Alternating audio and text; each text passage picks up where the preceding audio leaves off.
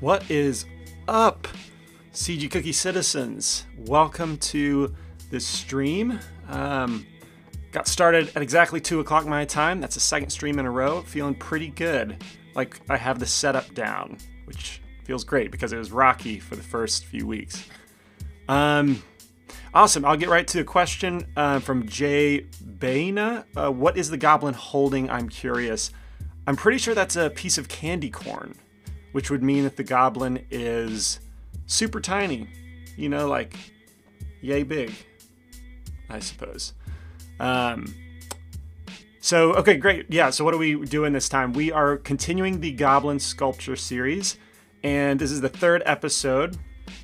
So if we look at our model, at our sculpture, at the end of the last stream, I said that I would try and finish off the anatomy, at least roughing it in. And so I've done that. I've gone into the arms and the hands and finished that off, just because it was a lot of the same that we talked about last time. And every time I do anatomy, I said it a lot in the last stream, but it's tricky, you know, like the forearm especially is just a tricky bit of form to figure out, and so it always inevitably takes me a little bit of getting used to make that look good. David says dialogue north Kent, aka word up dude. Okay, so let's get started. I'll talk about what I want to do today, and we have a couple things that I haven't addressed yet in the artwork, namely, well, we have the candy corn roughed in, but we haven't addressed any of the ropes or this pouch thing on his back, so I want to get to that. If we turn off the sculpture, turn on and off the sculpture, there's also some ropes around the arms, I guess making this pouch a backpack-like thing. And then we'll address the pants and rough in the feet as well. That is my goal, and then that would leave the last stream, which is going to happen this coming Monday, day before Halloween, and we're going to finish off with detail, like final detail sculpting. That is the goal, and then we should be finished with this guy. All right, so let's start with the ropes, because I think that's going to be a fun, rabbit hole, so to speak, in terms of workflow, where I've been almost purely sculpting. This is going to be entirely polygon modeling and modifier based, which makes it kind of fun.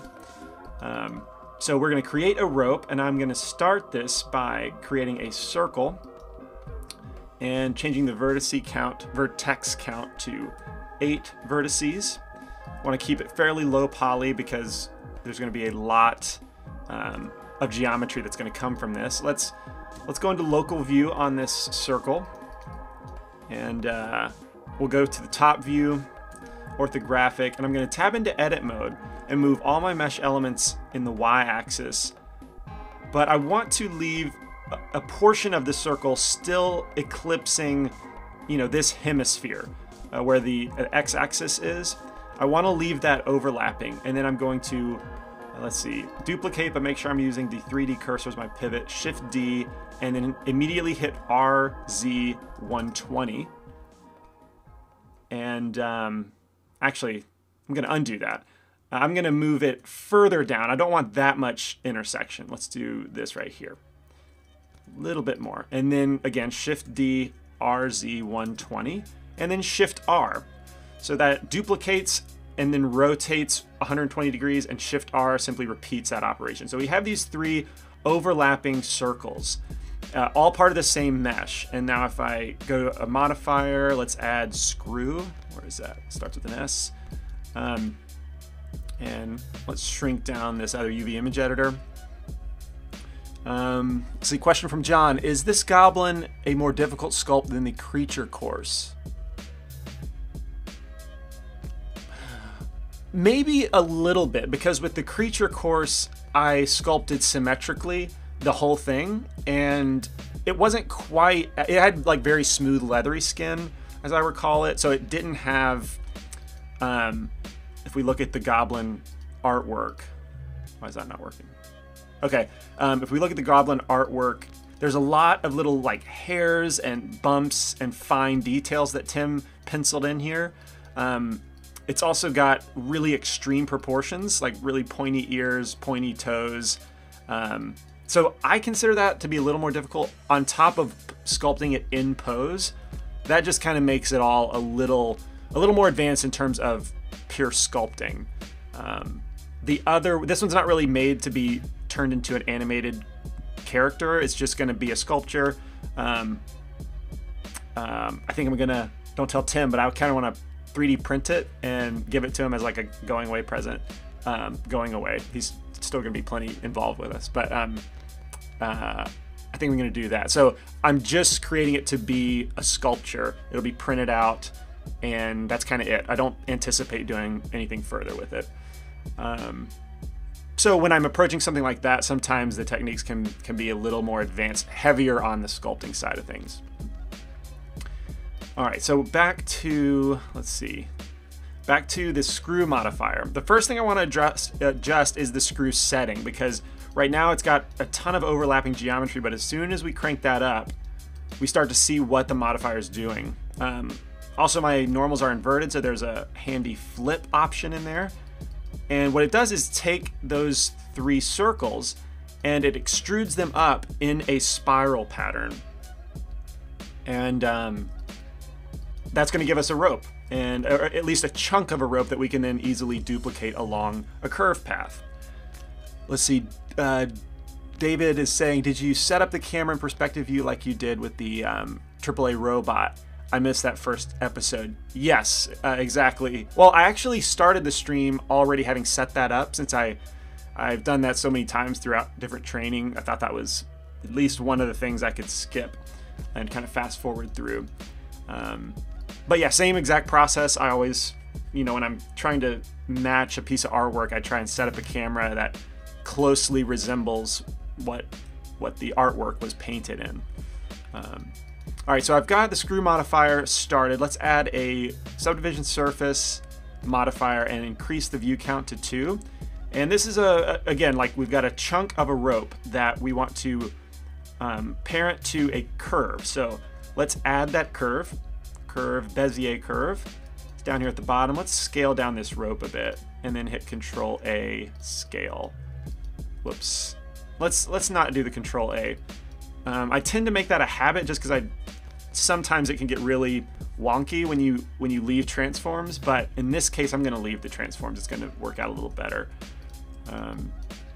All right, so let's see. I think I need to. What am I doing? All right, so with the rope piece, we're going to add a curve modifier, and we're going to place that above the subsurface, and then choose that curve object. Now for the deformation axis, we're going to use Z. And yeah, I need to Alt-G. I moved my little rope piece off to the side, which means my origin is off-centered from the origin of the curve. And so I need to Alt-G to return that where it needs to be. And now if I open up the screw modifier and increase the iterations, you can see that we get this curve, that we get the rope extruded along the curve. Really, really handy. Now it's a little bit too big for the curve, so simply scaling down the rope object it improves the proportions. All right, so we've got this nifty little rope setup, and it's gonna, because it's a curve, we can easily position how the rope is going to fit to our character. It's a really, really efficient way to model shapes like this. All right, so let's see. I'm going to leave local view. I'm also going to select both of these objects, hit Shift D to duplicate, and just put them off to the side, because I'm going to use several of these objects, and I want to make sort of a base version. And then, because once I model this, into its shape, it'll be easier to start from a simplified shape like this rather than the circular thing that this is going to be, because I'm going to use this as the belt for now. All right, so we're going to also, from here on out, I'm going to move the curve in edit mode, not in object mode. As you can see, when I move in object mode, it starts to mess up our modifier setup. And so we're going to select the curve, jump into edit mode, and start moving these points around, and the rope will go along with it very nicely. And all I'm trying to do here is simply wrap this around his belt area, his waist. I'm gonna have to add new points, I'm sure. But let's start with this guy. Just try and move it into position. I'm thinking probably 4 points is gonna make the most sense.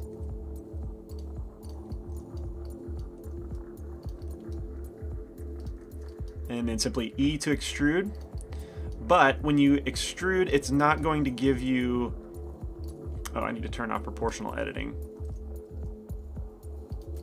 When you hit extrude, it's not going to give you more rope. You're going to have to increase the screw modifier iterations to make that happen. So let's do that. Select our rope object and increase that iteration count. Very cool. Maybe add a few more since I know I'm going to need that. Back to the curve. E to extrude.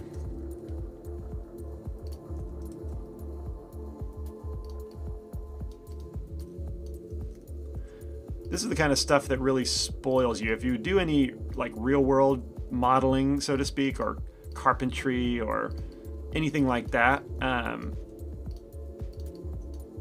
you know, you have to do all this manually, and it's just so nice to use the computer and get this kind of complex shape easily editable so efficiently. Really, the first time I did something like this, it was like a phone cord or something, and I was just geeking out over how fun it was to make. Those are good times.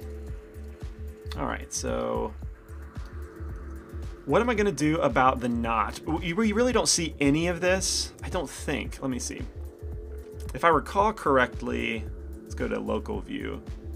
No, that's not what I want. Hit the tilde key to hide everything. Also move this guy to another layer, like 1. So we don't see any of this belt. I'm making it up, but I'm basing it off of the fact that we have this clear rope shape used as a backpack to hold up this pouch. So I think it makes design sense that his pants would be held up by a similar rope. That's kind of where I'm getting that idea.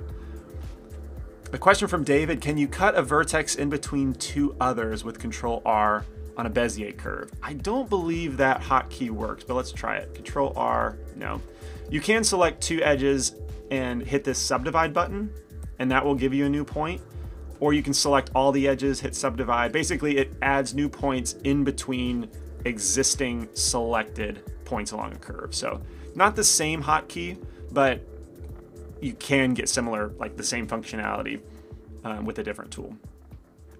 Will you retopo this with retopo flow? That's not in the plan. I kind of want to keep this series in October in celebration of, you know, Halloween, and I want to wrap it up nicely next week so that you have a clear beginning and end to the project.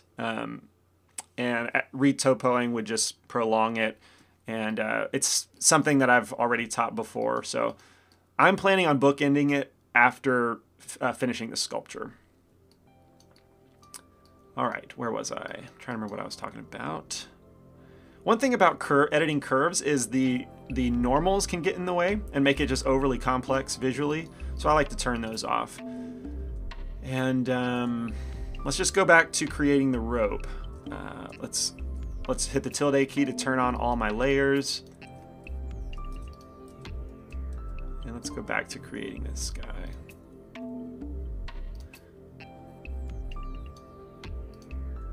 Oh yeah, I was explaining why I'm using a rope here when we don't see evidence of that. That's kind of where I left off. All right, so we're starting to finish up the positioning overall, but we need to address the knot. That's where I was going. And this, all I'm gonna do is use this end of the rope just to kind of leave like this, and then the other side I'm going to extrude. Actually, that's really gonna mess me up. I'm gonna do the opposite. I'm gonna leave this guy extruded down so I don't, and then not like leave it where it is. Gotta change that big time. Kind of messed stuff up. Okay. I'm going to leave this end down as you see it. And then with this guy, I'm going to extrude. Let's see. That might have been Shift D accidentally. Okay.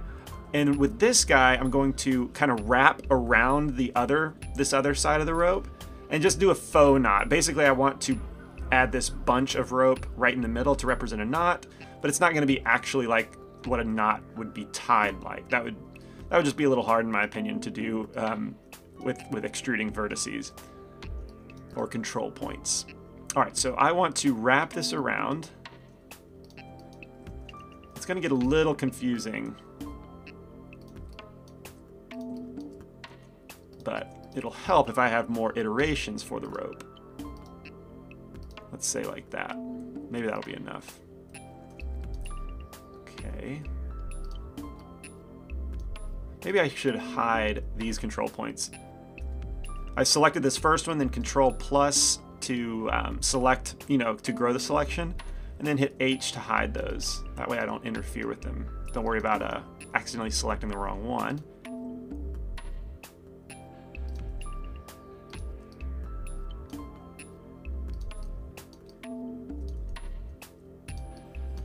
Okay, let's wrap this guy around. Just kind of shove it down behind the rest of the rope.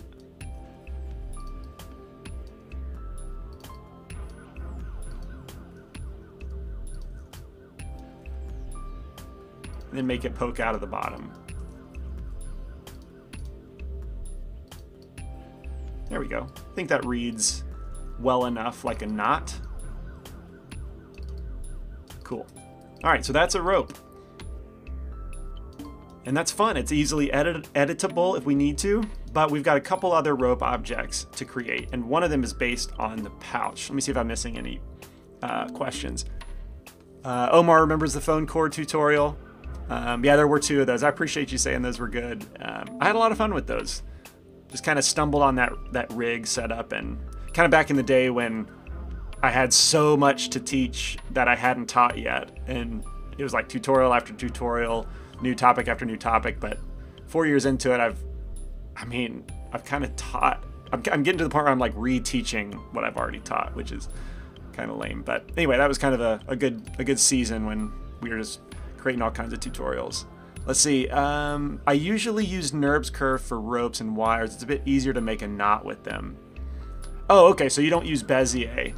That's not a bad idea. Just kind of what I think of when you say that is you just create like 2 circles and kind of, crush those 2 circles around this knot area. Because if we add a NURBS circle, like, oh wait, that's still a Bezier circle, I think. Yeah, NURBS circle. Then we could just kind of throw those 2 circles in knot form and call it a day. And that's not a bad idea at all. Yeah, that approach is totally valid. Let's see here. All right, so back to the pouch. Let's create that. We'll do that with simple polygon modeling, mesh. Let's add a cube. And I'm going to quickly also add let's see, Control A with the scale, add a subdivision surface modifier up to 2 views, 2 subdivision in the view field. And let's position this on his back. Maybe align the orientation to his back as well. Okay, it's obviously way too small. Tab into edit mode and scale up.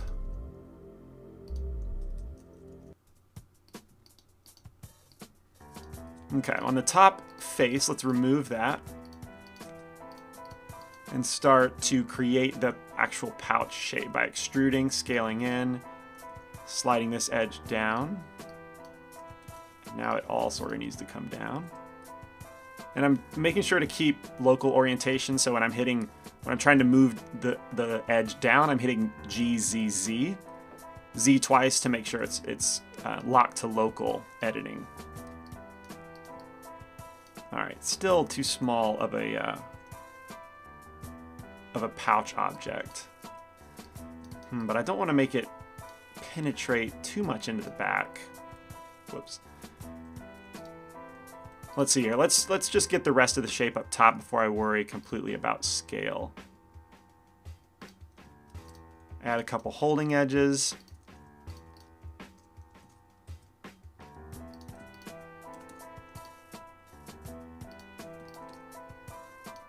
Okay.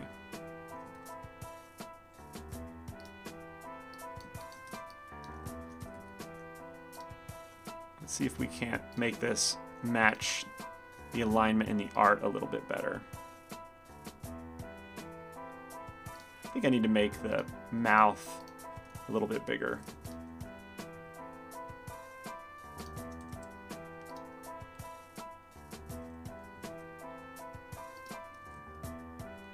That's looking pretty good. It is penetrating into the back more than I would like, because I can't really, I think it'll be too much to edit, to sculpt. Let's see, I'm brainstorming here, what can I do? Maybe I can decide that this pouch is leather rather than being metal. I think that was part of my question. Let's move this to a different layer, because it's kind of busting my tilde trick. So it sort of looks rigid in the artwork, like potentially it's a metal cauldron-like thing, but if it's leather, there's also, I think, room in the art to debate if it's a cauldron or if it's leather. And so if it's leather, I can come in here and sculpt a dent in this side of the object that will make it work better with the body. But if worst comes to worst, if they have to intersect like this, maybe that's fine, and it's not a big deal. But the shape is matching, and that's what I'm happy with now. Let's fill this top face, and then begin, well, first with I to do an inset, extrude, push that down, maybe inset again. There we go. So we've got a nice shape here.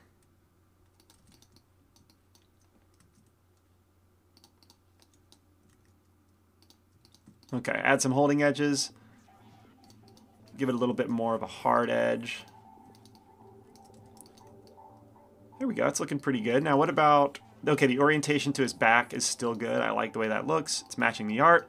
Excellent. Maybe increase the subdivisions to give us a little more smoothness. Change the shading to smooth. And I'm gonna touch this with sculpting, I'm pretty sure. I just wanna, there's not much that needs to be done, so I'm gonna leave it like this for a while. David's asking, hey Jonathan, do we have a full ReTopoFlow workflow course? I assume that's aimed at Lampel.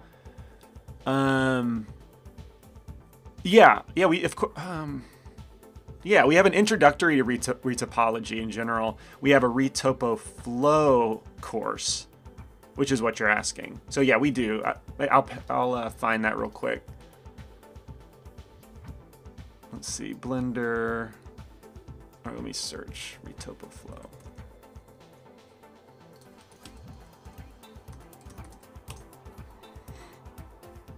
There we go. All right, so this is the link to the course. I'll paste that in the chat. All right, so let's get back to adding the rope around this cauldron, or leather pouch. I need to call it something just so that I don't keep stumbling. I'm going to call it the pouch. The pouch. All right. I'm going to duplicate these two objects again because I'll need a couple more ropes to go, or separate rope objects to go around the shoulders. And this is a similar deal where I'm going to, let's see. Actually, instead of duplicating that, let's just duplicate this object. Because it's already sort of round, so we'll duplicate that one. Move it around the pouch. And then we can come in here and start editing. It's already got the knot built in, so actually, with that in mind, let's rotate these around. Because in the artwork, the knot is on the outside.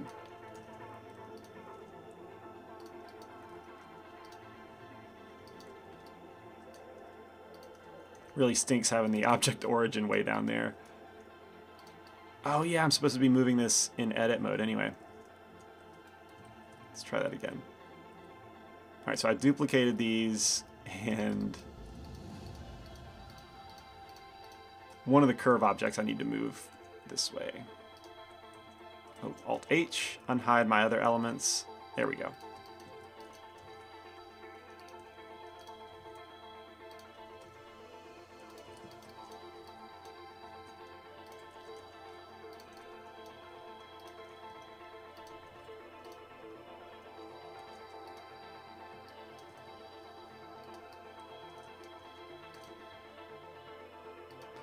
Let's say question or a question. I always watch these tutorials and feel so slow in comparison in my own workflow. I know you have mentioned rehearsal where you figure out some of the model. Just curious, how long did today's video run take on a first run for you? Yeah, absolutely fair question. Generally, when I'm teaching, it actually goes slower than when I'm not teaching. When I can just throw my headphones on, kind of get in the zone, and just go. But today, like I was figuring things out, right? So I hadn't done this rope setup in a long time, so I had to refresh my brain about that, and so that took. I probably rehearsed for about 2 hours, just figuring out like where I could get in the live stream and how I was going to go about it.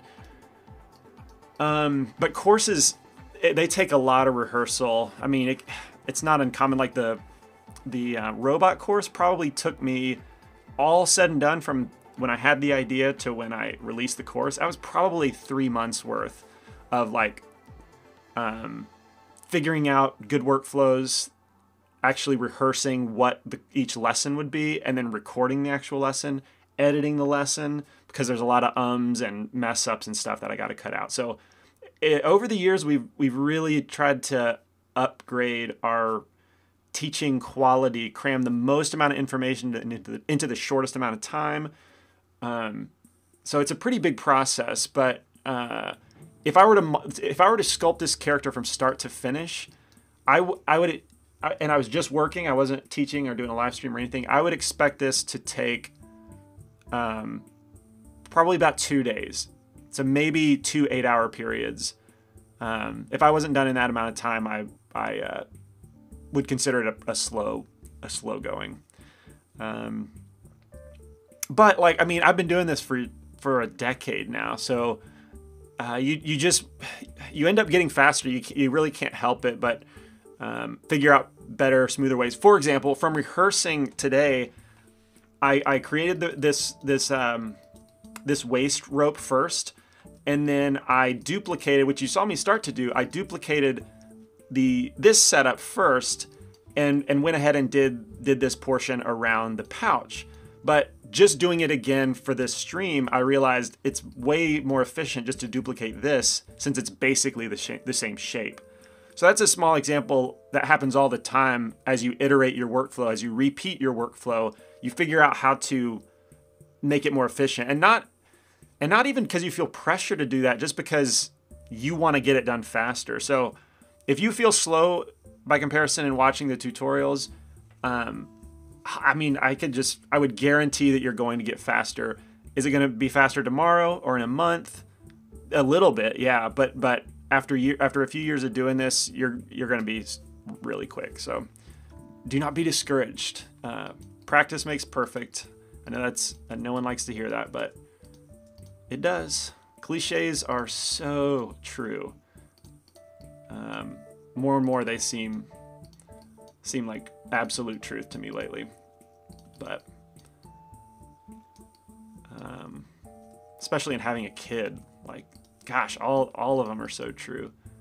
Like, you can never love something as much as this, or they change the way you think about life, and gosh, it's all true.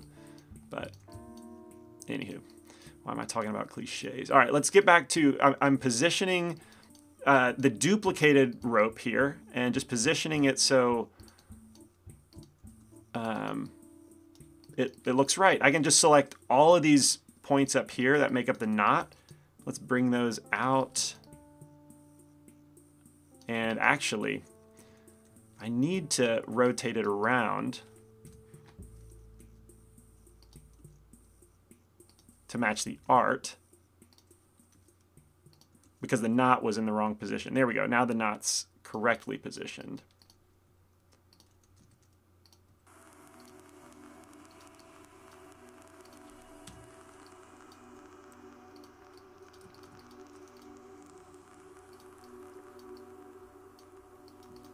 Okay, that's looking pretty good.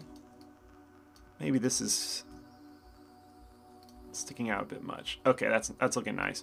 Now, the knot ends are a little bit different here.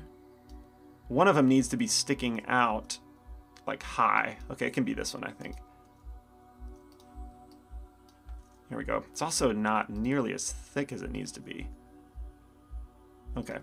So let's select the object or the rope object in object mode, hit S to scale, and that will increase the thickness. Wow, and it's really increasing the iterations too. So let's maybe half the iterations down to 8. There we go. But like, isn't that so nice? Imagine if you polygon modeled this straight and had to make a change like that. Like a diameter change and then a length of the rope change. That would have been so much harder. But using this method is just really, really efficient. Okay, I think I missed some questions from Matt. I don't think speed is that important as long as you know what you're doing and have a good workflow. Slow and steady wins the race. Absolutely. Nothing, there is no race with this kind of stuff. So if you're slow but you're good, like that's perfectly fine. Oh, wait. This reminds me, I had a question at the beginning that I haven't answered yet. So I'll finish these off. David, cliches are so true. Hey, that's a true cliche. Yeah, agreed. Okay, so there was a question at the beginning, right before I even started streaming, that was about dynamic topology versus multi-res topology, or multi-res sculpting. And they're a bit apples to oranges. They're both, it involves sculpting, so in that way, they're both fruit. But in the way that you approach a dynamic topology sculpture, it's just like you're creating clay as you go. So it's very free form.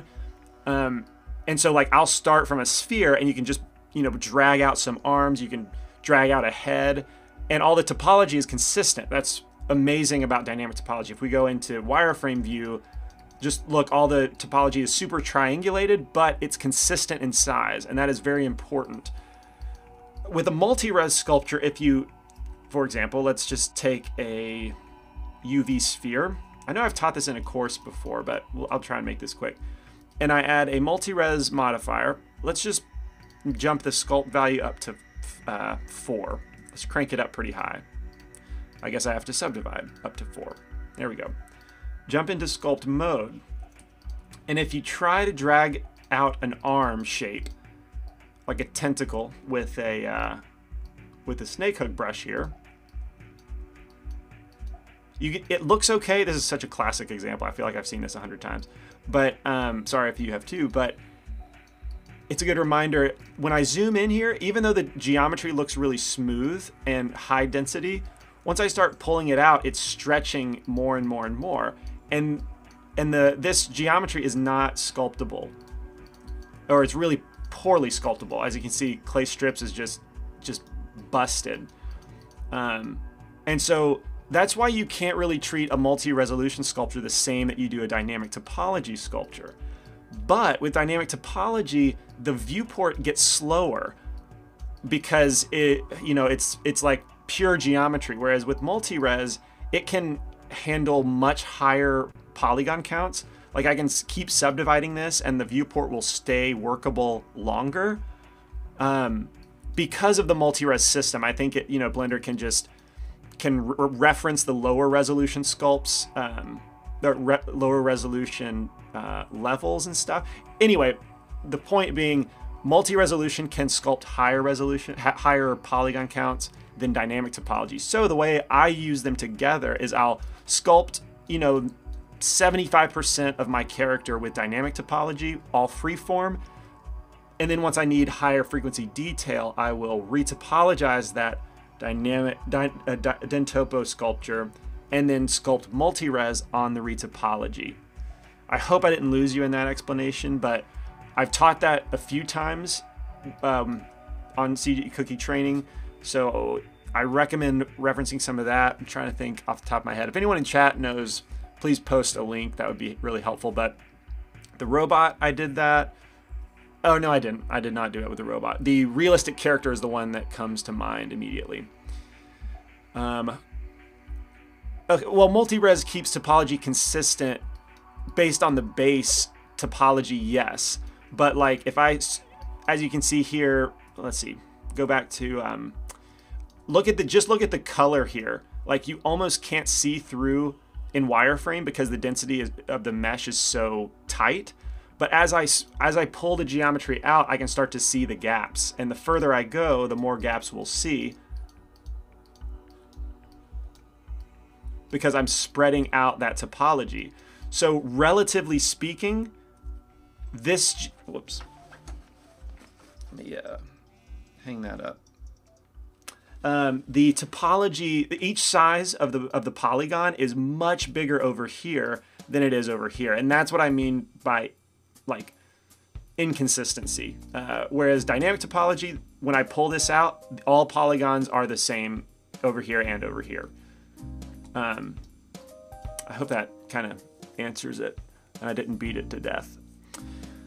All right, where was I? Let's talk about the rope. Okay, I need to finish up the rope modeling, wrap it around the shoulders. But thank you for asking the question. It's an important thing to understand the difference between dynamic topology and multi-res. They both are super valid still. One is not at all a replacement or doesn't make the other one obsolete. Not by any means. Okay, so the rope, yeah, let's take this. This is an example where I do want to use the straightened version of the rope. I don't need to duplicate this like I did earlier. Select all my points and start moving that into position. Just going to wrap it around the shoulder and tuck it in between the rope and the pot over here.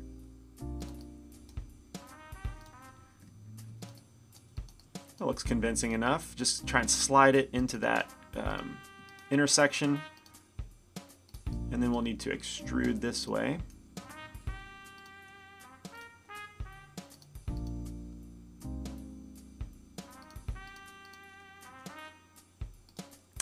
I need some more iterations.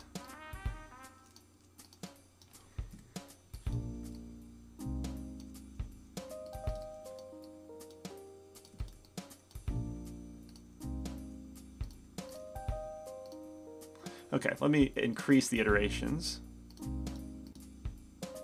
There we go.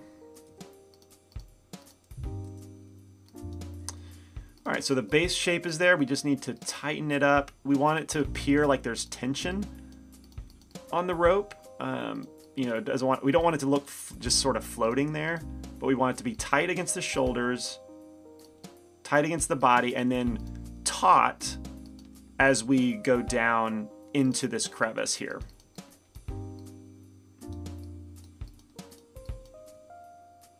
So by shrinking the size of this handle, this portion becomes straight. The area in between two control points becomes straight. And that gives us a taut feeling, or a taut result. I actually think I can remove one of the iterations.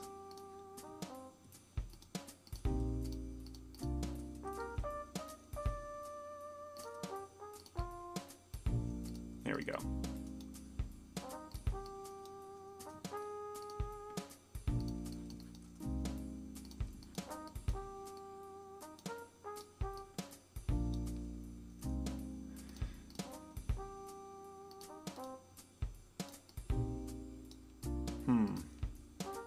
Might need to add another control point right here. There we go. Let's just pull that out. Make sure it sits nicely on top of the skin.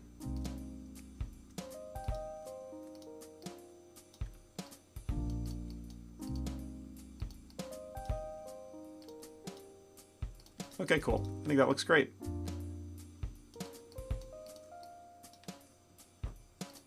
I don't want the ropes to be sticking through the pouch. So let me Alt let's see, let me just scale this in. That one's still a problem.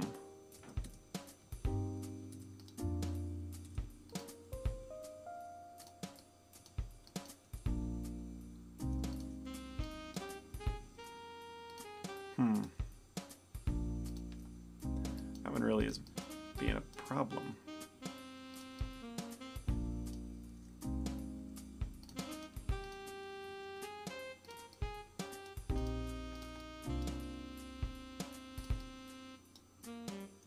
Okay, that's gonna be good enough. All right, so we can duplicate this again since to the other shoulder because it's basically the same shape. Duplicate that over. Position it roughly. Well, let's just go ahead into the curve. Start positioning it from there.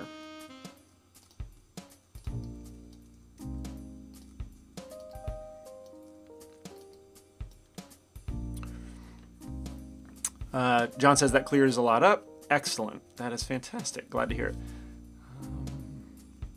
Looking through the questions. It's cool that the screw modifier has an iteration value. You need no array modifier. Agreed. That is pretty cool. All right, I think I'm caught up with everything. Thanks for asking the questions. Again, like I think I'm gonna have to repeat this just in case anyone comes in here expecting that it's a quiet place or something, just to watch me work or something silly. But this is entirely for the purpose of you guys asking questions and picking my brain or whoever's doing the stream. So do not hold them back. That is definitely the point. So thanks for asking your questions. All right, let's increase the iteration. I guess it's a little bit different or a little bit further of a distance. So, gosh, that thing's still showing up.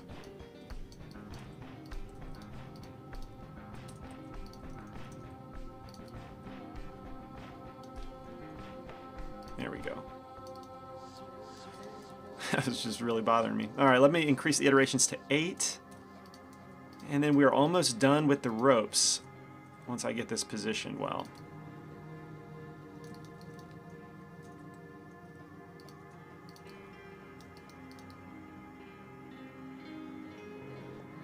Yeah, it's looking good. We have a pretty consistent, you know, from this a consistent distance from the surface of the skin to the rope. It feels like it's sitting on the character, and it's nice and taut, so it looks like there's tension and weight to the pouch.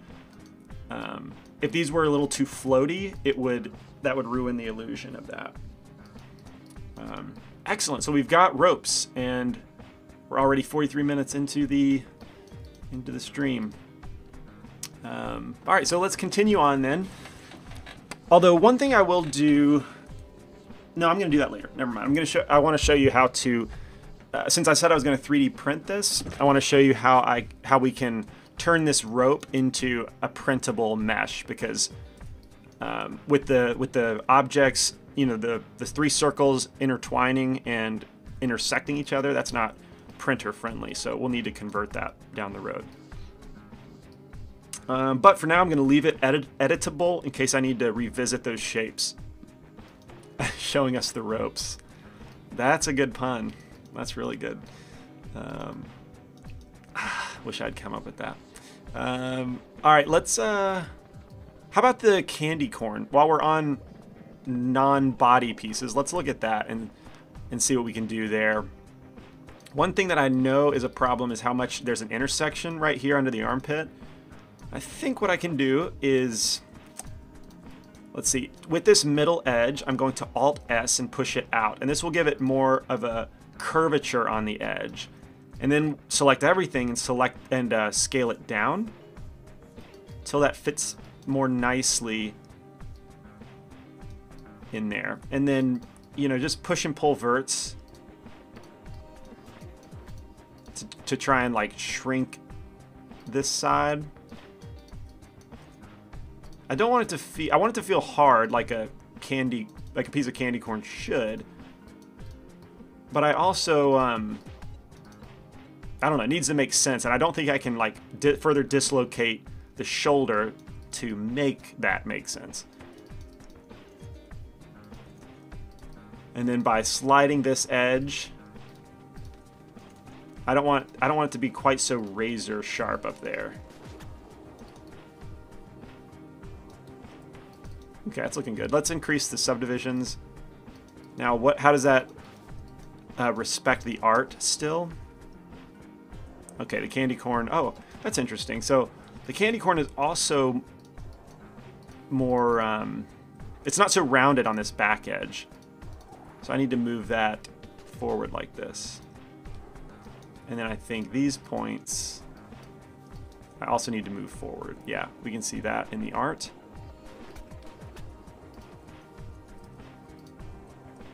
All right, tilde key to go on and off. Oh, well, that could help. If I pull these points backward,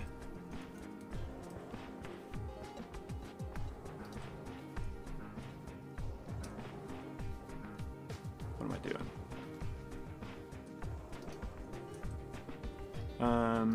Oh, I'm sorry, I'm on, there we go.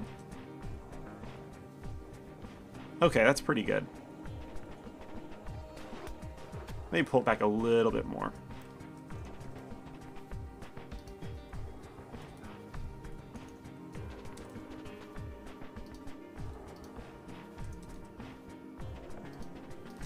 All right, and that's fitting nicely into the armpit.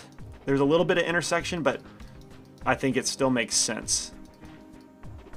Yeah, I think that's looking pretty good. It is a little bit flat for a piece of candy corn. See if I can bulge it up a little bit. Give it some thickness.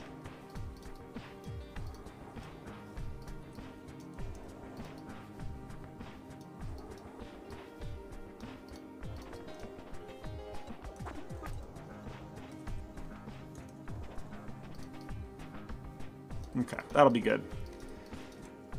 All right, let's save this guy. Put a decent amount of work into it at this point. All right, looking through the chat, seeing if I missed any questions. At the risk of asking something too technical, ever thought of baking a physics simulation into the ropes to bind around the shoulders realistically? I haven't, because simulation can be really, really finicky. And if you don't really know what you're doing, you could sit there for hours just tweaking and changing this number, running the simulation slowly, tweaking that number, running the simulation, and then 3 hours have passed, all just to get the ropes simulated. And so it's not terribly practical. People who really know what they're doing with dynamics and simulations, I'm pretty sure that they're some of the most desirable VFX artists and probably make the most money. So anyway, it's all that to say it's a pretty hard thing to do really well. Thanks, Matt. You like how the ropes look? I appreciate that.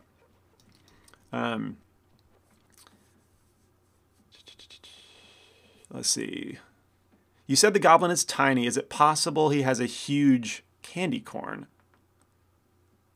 Yeah, that's totally possible.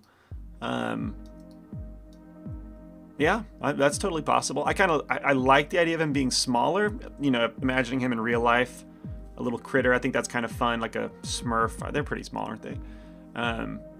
But yeah, I suppose the candy corn could just be huge. Have you ever needed ZBrush or another program to cover the sculpting part in addition to Blender? Blender is solid enough in terms of sculpting. I own ZBrush. It was the first program I bought out when I graduated school. And honestly, I've not needed it since taking up Blender. I know ZBrush has a lot of cool, fancy tools. It boasts, you know, billions of polygons for sculpting. I've found that I've just never needed that in any capacity.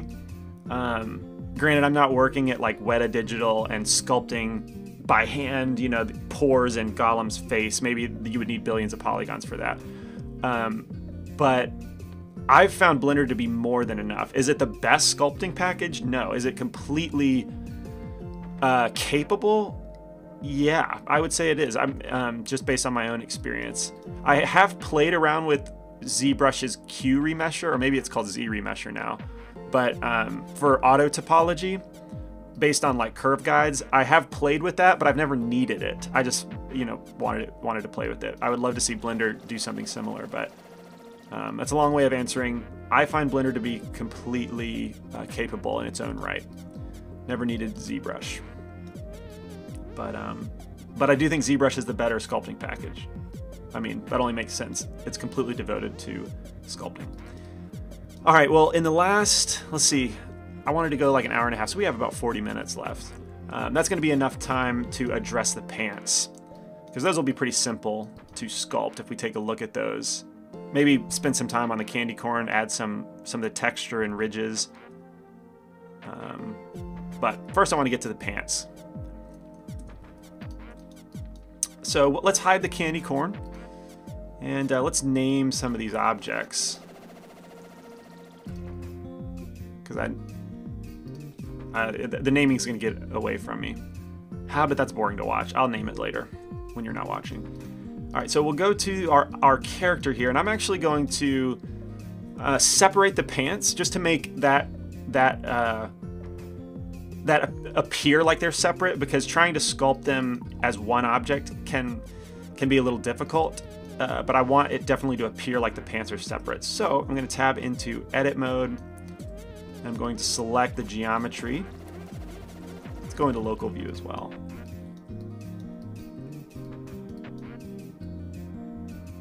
And just marquee selecting the vertices that I want. None of the arms, just the pants. We'll hit P to separate by selection. And then with these two objects, I need to figure out how to make them watertight. I think I can just select these guys, hit F to fill, whoops. Huh. That worked earlier. I don't know why it's not now.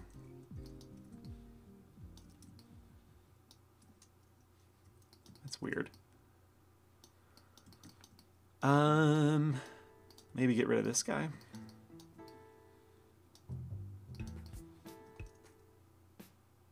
Cannot merge the face. Huh, I've never seen that error.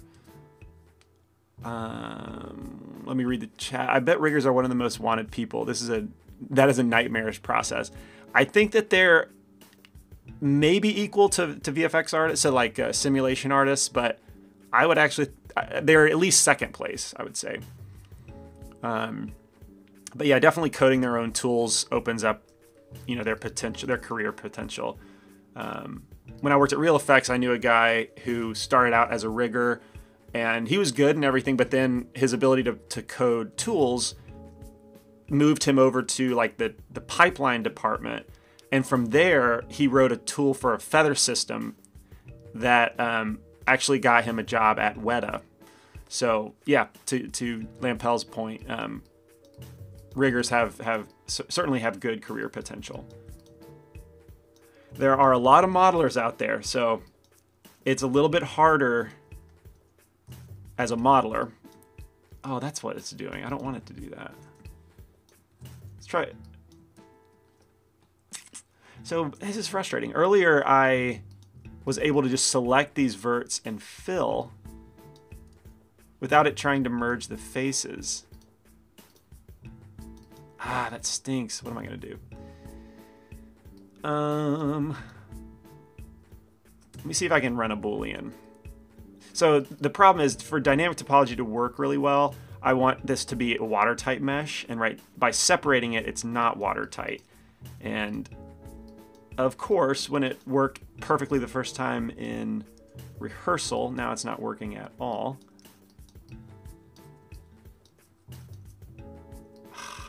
That is not what I wanted to do. Oh, I'll bet it's because I'm in edge mode. No? Face mode? No. Okay. So anyway, now I need to figure out how to fill in this hole as quickly as possible. Maybe merge the top vertices. Maybe like bridge an edge that way. Bingo. Who said that? Sabi404. You get the Tip of the Day award. Thank you for that. I'm also going to select those now that it's filled in and hit Control T to triangulate it. And then let's do that on the other object. On the torso. That was a brilliant tip.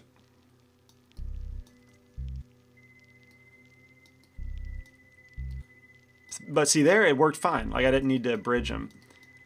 I swear that's what it did in rehearsal.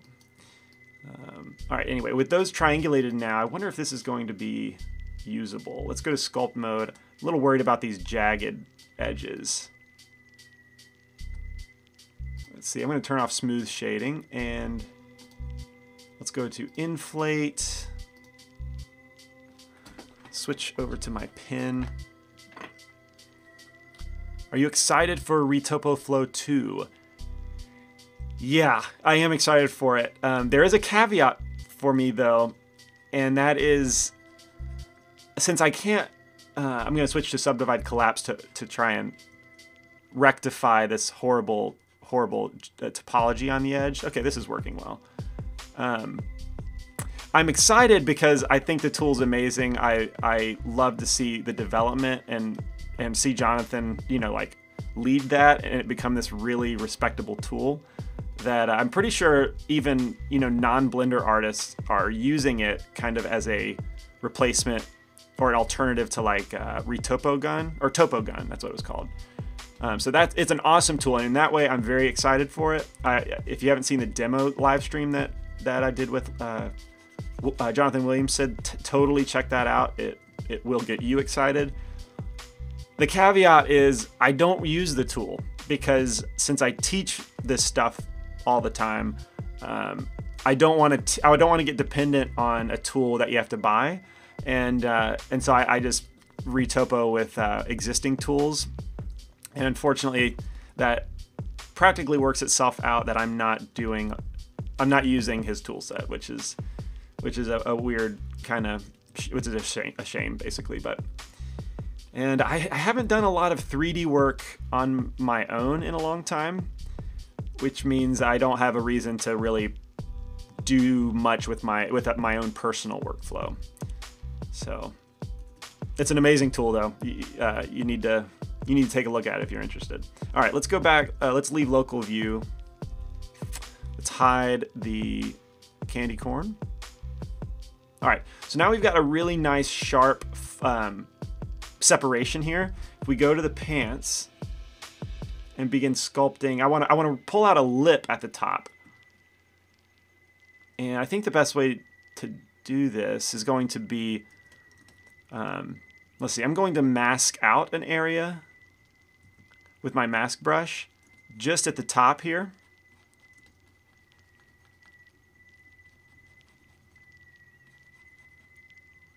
Let's go to local view.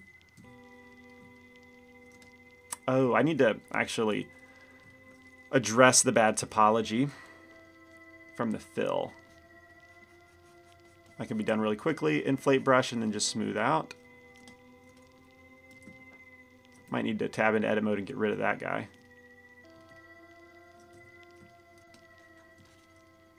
Excellent. All right, let's go back to the mask brush. Are you excited for Eevee? Yeah, more than I ever thought I would be. For a long, actually, when PBR came out and became popular, I was one of the haters, not haters, that's maybe too strong, but I was one of the, maybe it was a hater. So like, I thought that it was kind of promoting this brand new, like physically based workflow and lighting stuff. And it changed the terminology of existing tech. Like, you know, Fresnel reflections and physically based shading had been around, gosh, probably since I got started. So way back in Mental Ray days. But all of a sudden, since it was for games, you know, the PBR was like the hot new thing, and everybody kind of treated it like it was something new. So I started out being like, you know, rolling my eyes at it, but I've played with Eevee and gotten into game development in the last year, and oh my goodness, real-time 3D work is so fun compared to waiting, you know, hours for a single render. And in that way, I am super excited about Eevee. It's got tremendous potential, and just in general, the future of real-time 3D graphics it's changing the game. I don't know how traditional renders will survive. There'll always be a market for those, I guess. And any high-tech render guy will tell you that it's, you know, everything's approximated in real-time stuff, which is true, but if it looks good, it looks good. That's all I need. Eevee is a Pokemon, so will there be any copyright problems? I've thought of it being a Pokemon, but I've not thought of copyright issues. That is really funny.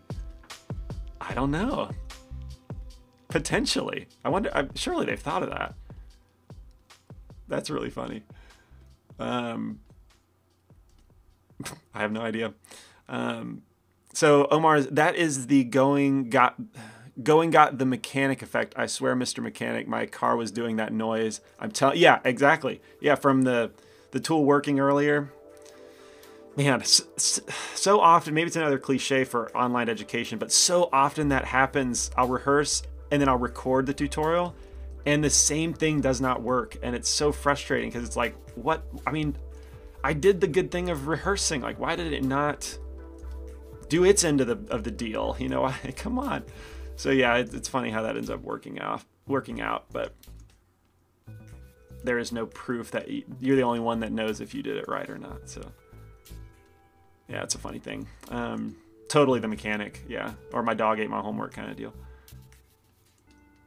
All right, so I've got this very definitive separation now from pants to torso, and we can begin shaping this. Let's there's a lot of volume problems right off the bat.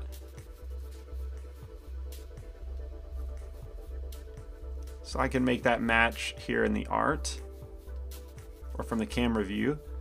Too much in the pants on this side. Let's bring that in. Maybe smooth it out. Okay, I remember what some of this was. If you remember from maybe the first episode of this series, in order to make the pose make more sense in 3D, I brought back the waist, the pelvis region. I brought it back to give him more of a hunch, like he's running. And so I did break away from the artwork a little bit when I did that, and that's okay. I want to maintain that. So instead of matching the art perfectly, I'm gonna balance between the art and balance between the pose. Find a happy medium. All right. Well, is there a sharp? As I made that knee very sharp, I wondered okay. There's no sharp knee whatsoever. Very baggy pants. So let's get rid of that.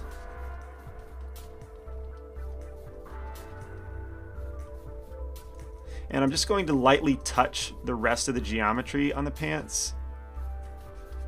Just lightly touch it and then smooth it out, and that will increase the geometry count, the poly count, just to make it a little more consistent and ready for sculpting. Sometimes when they're broad and the topology is inconsistent, it just, I don't know, it kind of puts a kink in my sculpting workflow.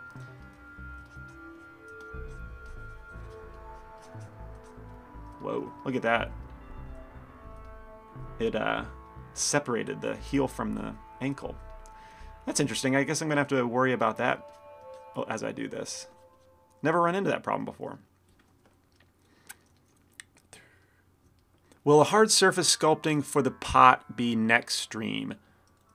Yeah, I think so. I mean, unless I can get to it in the next 26 minutes, which might be possible if I can start focusing and actually get some,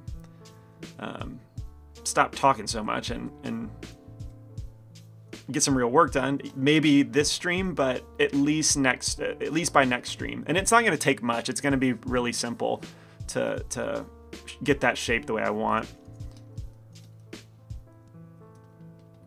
But yeah, please do come back if you want to see that.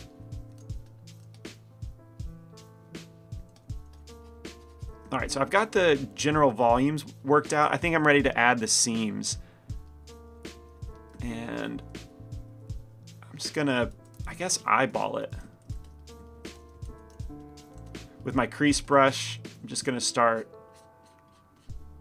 cutting in some seams. That one's a little too high. But I don't need to be that anal about it. It's a big temptation, but I don't need to be. Let's change the subdivide method, the detail refine method, to subdivide edges so it can maintain sharp edges. Maybe just switch this to the artwork itself.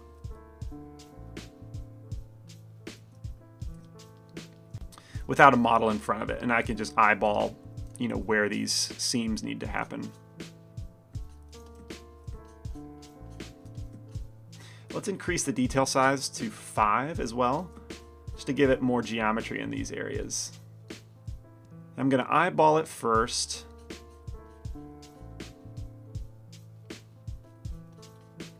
Just from this side, and then I'll continue the seam around to the other side once I eyeball it.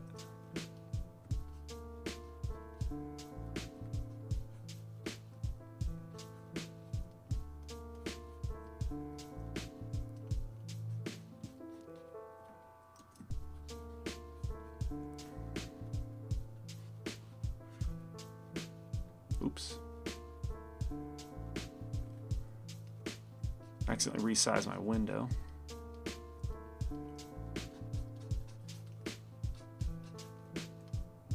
These are fun pants. Fun pants.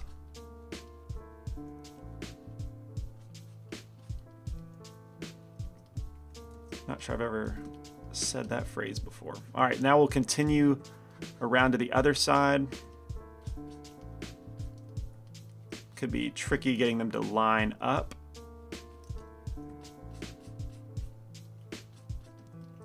But maybe not too tricky. This is an example, if I was recording this, where I would absolutely time lapse all these little seams, because it is exactly the same workflow. But since this is live, you have to watch it. Sorry about that. What's your take on automatic retopology? Not a fan? Question mark. I actually think it's pretty great. Jonathan Williamson and I think we differ a little bit on that. He's against the auto retopology. For a while, I've asked him if he could add that as a feature of Retopo Flow, but he's been against it. And I mean, in general, he's been against it. Maybe it comes down to a difference of definition for the word, semantics a little bit, but I think it's really valuable. Not as a final topology. Like if I'm going to take this sculpture and turn it into an animation-friendly mesh, I wouldn't depend on auto retopology to do that, because I don't ever think it's going to be perfect for that. Sometimes you need to be really particular about your edge flow, and leaving that up to a script to figure out itself, even based on your guides and your guide curves and whatnot. I just don't think it's going to be I don't think it's going to be as good enough, or as good. Sorry, let me try that again. I do not think it's going to be good enough for actual high quality animation.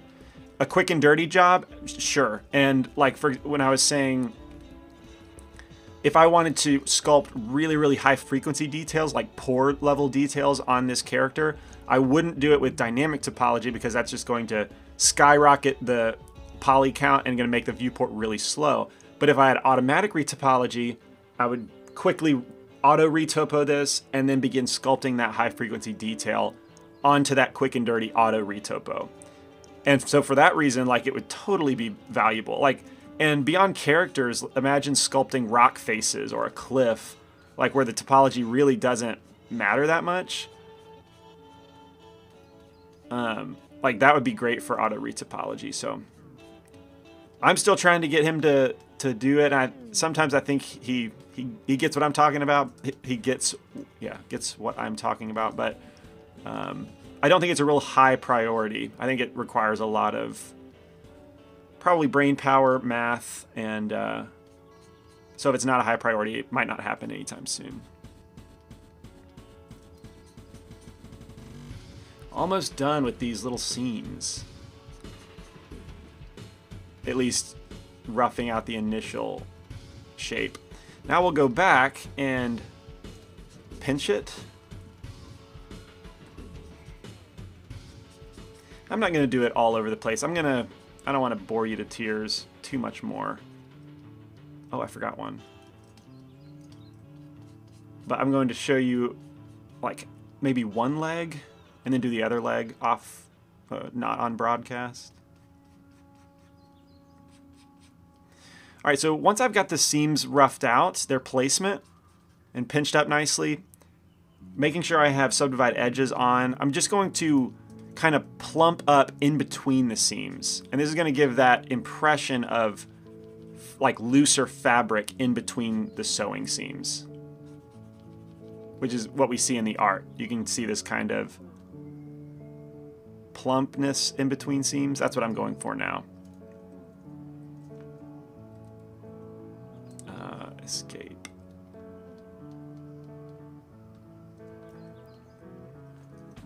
Oh yeah, and I'm using a detail size of 5. That's probably a little bit overkill. So I'm going to go back to 10.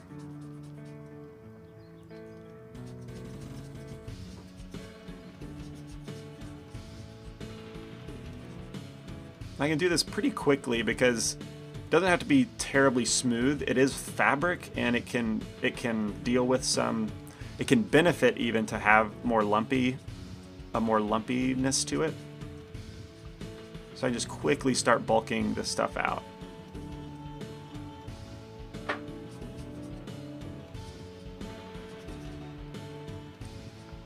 David's saying, Kent, off topic, last week you mentioned teaching yourself Python. How long did that take you to become relatively efficient at it? Great question. Why did I even start? I remember it was at work when I was at Real Effects, and I was one of the shape key guys. Like not everybody at on the modeling team like were really efficient at doing shape keys, which is, you know, blend shapes and all that stuff. And for the character pipeline at Real Effects, they were dependent on shape keys to really nail like certain facial expressions and stuff. And I remember doing a lot of technical setup during that process. Like it wasn't just sculpting, but I had to, you know, pass the file down the line in a particular setup and all these little intricate things. And so that's where I remember being like, if I could just write a macro, essentially, that I could do this much faster. And it started with that. And I don't know, the first time for me, the first time I wrote a script and it did something for me, blew my mind. And all of a sudden, I became like master of the computer, is what it felt like. Before that point, I could only do what the computer would allow me to do. But once you start, I remember that sensation of once I started scripting and writing tools where I hit a button and it did something, all of a sudden I was master of the computer. And so it became, I became a little bit obsessed. And for the next, gosh, was it a year or was it 6 months? I would just be looking for things in my workflow that's like, oh, that could be a tool, that could be a tool, that could be a tool. So I built this personal tool set that grew to be pretty large. I mean, I guess for kicks, since I'm going to do this seam sculpting kind of off screen, or, you know, not live for repetitious sake, I'll show you the tool set. I haven't released it because it's very specific to me. No, I did release a version of it on Blender Artist, I think. But let's see if I can even find it. It's been a while. I know where I can find it.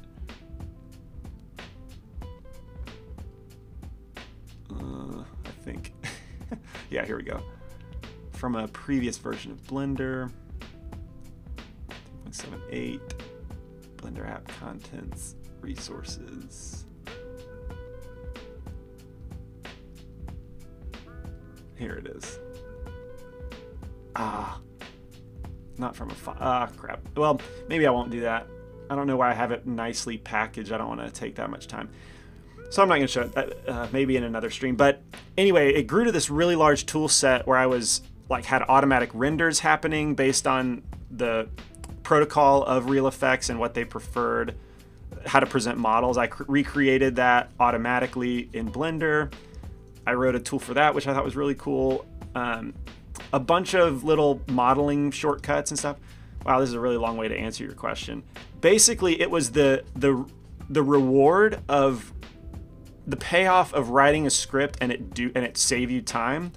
I just found that to be really, really cool and exciting, and that motivation kept me going. But in terms of a time frame, it was probably 6 months to a year of just constantly writing tools. And a lot of the times new tools would have a different thing to learn about Python, like adding a dictionary or a function, you know, all this stuff. Like some of them could be simple macros, but some of them were a little more complex. Math, getting math involved and all this stuff. So I would say 6 months to a year of frequently scripting got me very comfortable with Python scripting in Blender. So that might be the number I give you. But if you're trying to learn it nonstop, it would be shorter than that. I just found that since it was very clearly helping me model quicker, it gave a lot of purpose to learning the Python. Let's see, I'm gonna experiment here, trying to make this feel, right now it kind of feels like an insect's, segmented exoskeleton, which I'm not. I want it to feel like fabric. And so I'm gonna try and add these little pleats, little fabric bits, stretch marks, I guess. And hopefully that will make it feel a bit more fabric-y. But I'm kind of crossing over into the detail, into level 3 of sculpting, but as you can see, that these little details certainly help it feel more fabric-like.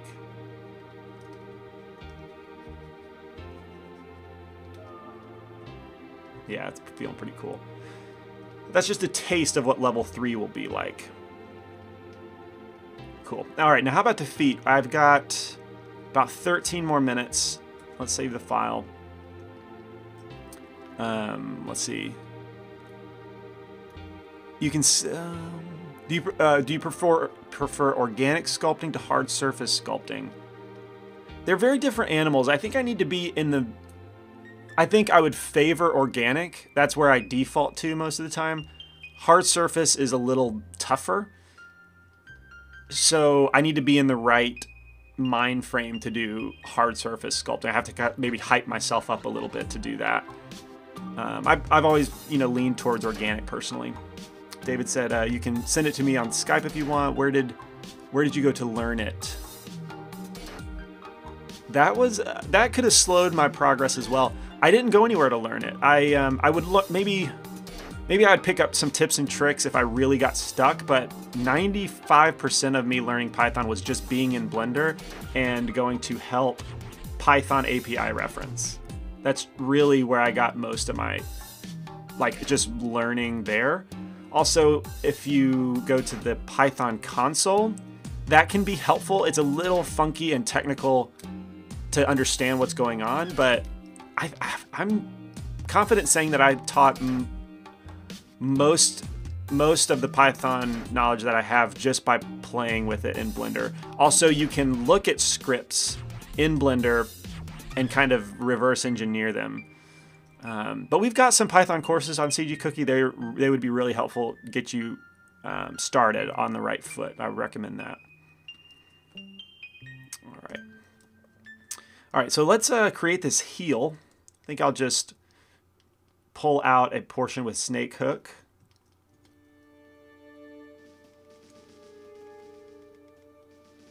Simple enough.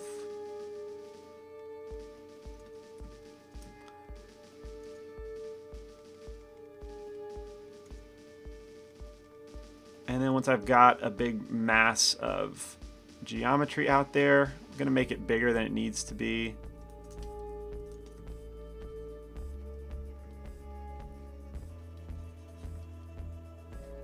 Once I've got that, we'll go in with the flatten brush. Just flatten off the end. And then pinch up the edge.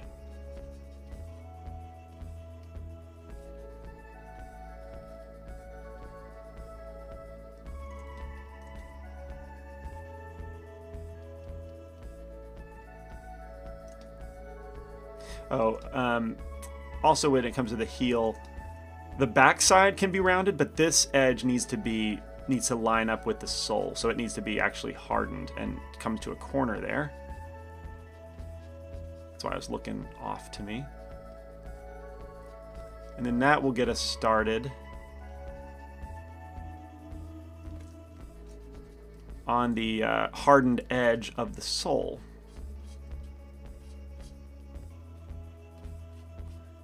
Sounds like a bad song title. The hard edge of the soul.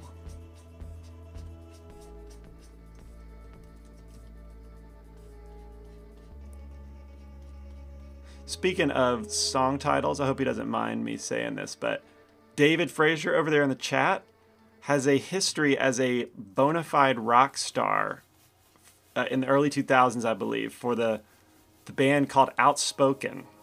Like, he's a legit rock star, played in front of thousands of people. Just that's pretty cool. And he's in the chat talking to you right now, so hope he doesn't mind me dropping that bit of knowledge. Found it out myself recently and thought that was cool. Cool potatoes.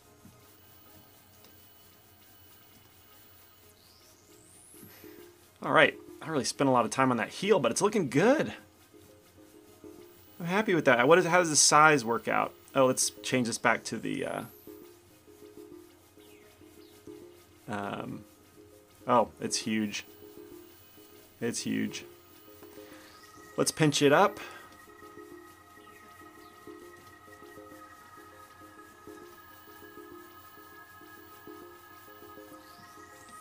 Yeah, I hope you guys are Wikipediaing Outspoken, or they're on Spotify, Amazon Music too.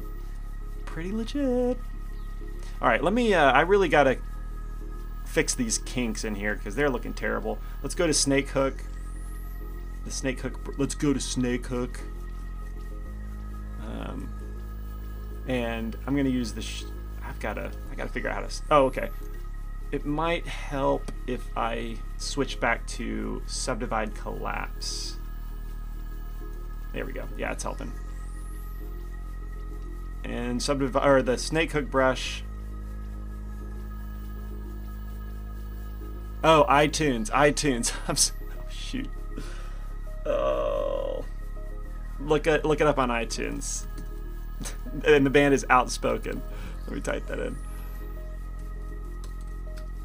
Ah, man, I forget. Like, bands, I think, get basically nothing from Spotify and Amazon Music and stuff like that. So maybe don't listen to it there.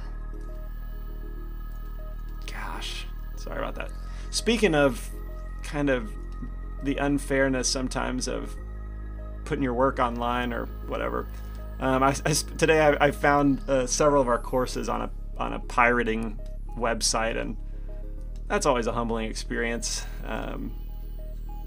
but kind of lame. If you're named Alex by chance and you're watching this, please stop pirating our stuff. That would be nice of you. We would appreciate that. All right, let's get this thing worked out. See, I mentioned this early on, but I've never really dealt with such extreme proportions.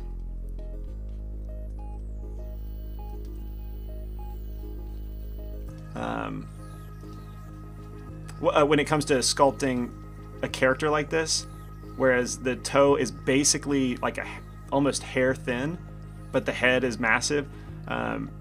So this is kind of new for me, and there's interesting challenges. You got to really zoom in on this this side. Let's use the flatten brush to define the bottom edge, or the bottom sole.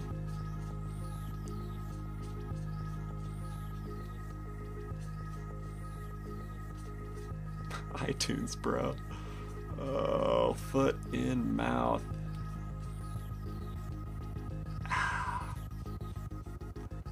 Man. So I've actually been thinking, I pay for Amazon Music Unlimited. Is that just a complete slap in the face to artists? You know, for a while I was just doing Spotify free, and then I thought, well, this is ridiculous. But I mean, that probably means nothing to a musician, right, David? Can you confirm, is that super lame compared to just buying, I mean, maybe obviously buying the album on iTunes. But if you were to tell me it's kind of, most musicians think it's pretty lame even to pay for the service, then I would probably switch.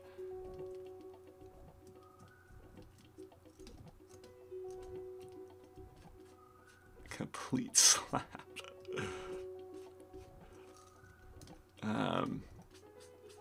Oh, let's see, it's going to help now if I do subdivide edges so that it actually maintains hard edges.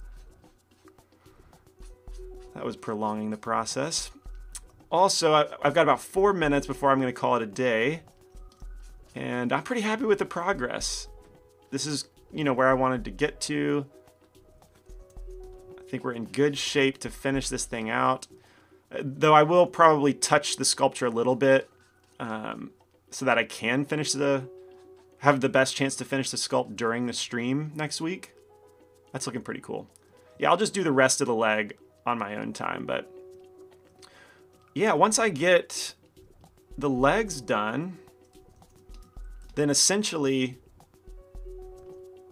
we have finished the rough in and we're ready to begin the final detail sculpt, which is exciting because that means we'll be done once we do the detail sculpt. Excellent. Let's look at this in the camera. It's looking pretty cool. Be sure to save that. John's asking, did you figure out the difference between flatten and polish? I did not figure out the difference, and in fact, there might not be a difference because you'll notice that polish is no longer there. Let me make sure I'm right. Yeah, there is no polish brush anymore, and even in brush sculpt tool, yep, no polish. So I believe they removed polish because maybe there wasn't a difference. Let's see, David's saying, hold on a second. Okay, so the flatten and polish, the song current is fire. That's so cool that you guys are listening to that. John's saying, is that when you turn smooth shading on? I usually don't sculpt with smooth shading. I just don't, I mean, it's kind of, when I first used it when it came out, it was just a little slower. I don't know, there's something cumbersome about it, and so I've just gotten out of the habit. I feel like I get a more authentic feel for the sculpture by using just the regular flat shaded. But then once I'm done with the sculpture, totally I'll jump out of sculpt mode and smooth it.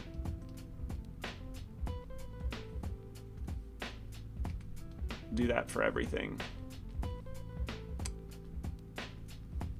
Yeah, that's because it's going to be rendered smooth. So now with everything smooth, I get a much better feel for it. Maybe turn on a matte cap, ambient occlusion, and just look at your model. That's how I like to do it. Just do like a real quick sort of presentation. I love that ambient occlusion in the viewport. That is great. All right, cool. John said he was watching the creature course. I'm not sure what that is in reference to. David's saying about the music, Jason Flam, president of Lava Atlantic Records, will not do a deal with Amazon Music in the contract with any of the artists they sign. I think that's a pretty good way to answer my question. Yeah. All right. Well, I'm probably going to be jumping off of Amazon Music here soon. All right. So if there's no other questions, thanks so much for being here. I've seen a lot of you guys kind of watch all of most of the streams, but especially this series, so I appreciate that.